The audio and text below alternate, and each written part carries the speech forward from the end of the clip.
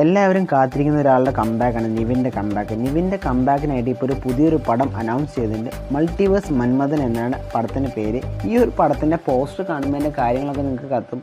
ഒരു super hero കോൺസെപ്റ്റിലുള്ള ഒരു പടം, അല്ലെങ്കിൽ ഫാൻറ്റസി ഫയറി ടെയിൽ എന്ന കോൺസെപ്റ്റിൽ വരുന്ന ഒരു പടമാണ് മൾട്ടിവേഴ്സ് മന്മഥൻ എന്ന് പറയുന്നത്. ഈ ഒരു സിനിമ സംവിധാനം ചെയ്യുന്ന ആയിട്ടൻ ചന്ദ്രശേഖരനാണ്. മമ്മൂട്ടിനെയും വിനായകനെയും വെച്ച് ജിതിൻ കെ ജോസ് സംവിധാനം ചെയ്യുന്ന സിനിമയാണ് കളങ്കാവൽ. മമ്മൂട്ടി കമ്പനിയാണ് ഈ ഒരു സിനിമ പ്രൊഡ്യൂസ് ചെയ്യുന്നത്. ഈ ഒരു സിനിമയിലെ വില്ലൻ ക്യാരക്ടർ ചെയ്യുന്നത് നമ്മൾ മമ്മൂട്ടിയാണ്, ഹീറോ ക്യാരക്ടർ ചെയ്യുന്നത് വിനായകനാണ്.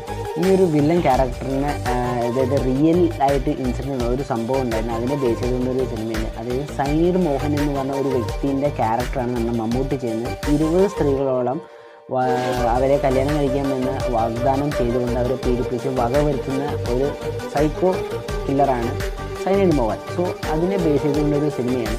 സോ ഈ ഒരു സിനിമ റിലീസ് ചെയ്യാൻ പോകുന്നത് മിക്കവാറും 2025 ഈദിനായിട്ടായിരിക്കും. ജൂൺ 6 റിലീസ് ചെയ്യാനുള്ള പ്ലാനിങ് ഇപ്പം നടക്കുന്നുണ്ട്.